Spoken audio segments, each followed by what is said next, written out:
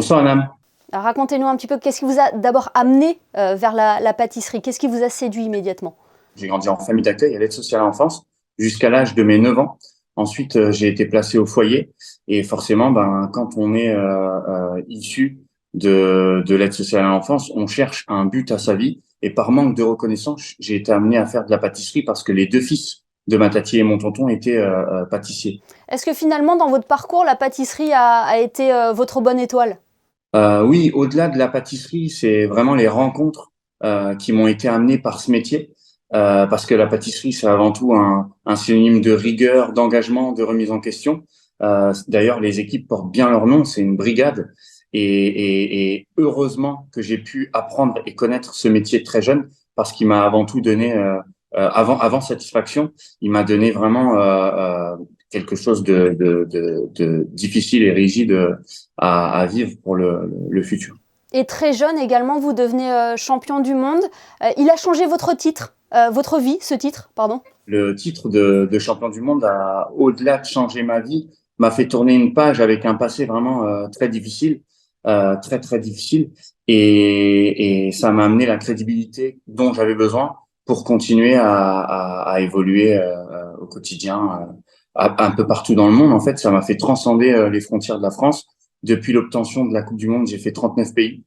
J'ai la grande chance de représenter mon pays à l'étranger et c'est toujours intéressant pour moi que de représenter la France à l'international comme je le fais au quotidien. Et votre fabuleux destin vous a amené ici, à Monaco, hein.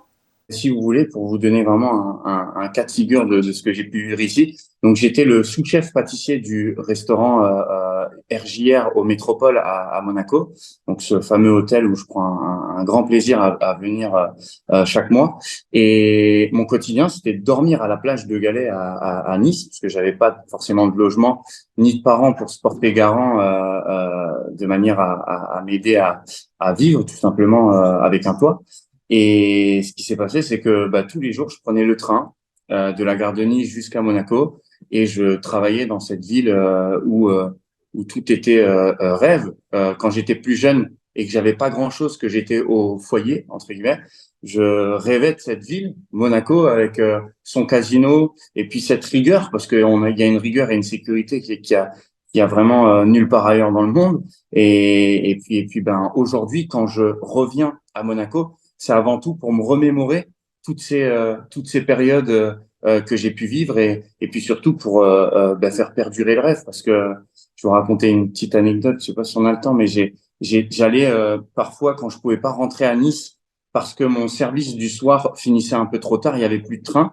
J'allais dormir à Beau Soleil, donc sur une vue et à côté d'un magnifique arbre. Et je regardais le casino de Monaco.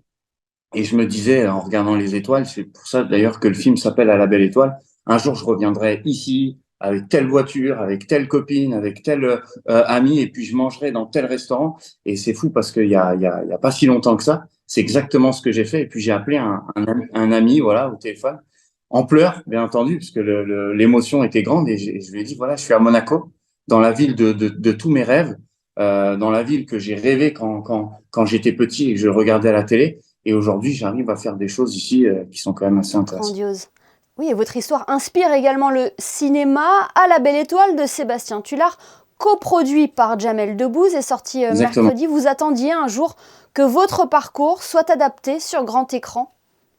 Alors, si on me l'avait dit il y a 7-8 ans, je vous aurais dit non, probablement pas. Mais ça a été vraiment une suite logique de tout ce que j'ai pu raconter au travers du premier livre. Et il est vrai que en prenant ce titre de producteur associé afin de bien en contrôler l'issue de ce qui allait se raconter, c'est pari réussi. Et je pense que dans toute histoire négative, il faut savoir aussi pouvoir la transmettre de manière à donner force au plus grand nombre et c'est l'essence aussi de nos métiers d'artisanat. C'est savoir recevoir, transmettre et puis ensuite faire savoir. Et on espère que votre histoire inspirera de nombreux téléspectateurs, lecteurs ou spectateurs qui vous liront ou qui vous verront ou qui verront votre histoire au cinéma. Merci infiniment, Yazid Hicham Merci à Rahem, vous de d'avoir pris le m'avoir temps. reçu et merci à la ville de Monaco aussi qui m'a apporté une infrastructure toute particulière et puis surtout au plus haut niveau. C'est cette ville qui m'a fait rêver. C'est certainement cette ville qui m'a donné l'envie de rêver pour les 10 prochaines années. Et c'est super pour moi que de la remercier aujourd'hui. Merci beaucoup. Et on comprend qu'elle a une place importante dans votre cœur. Merci beaucoup.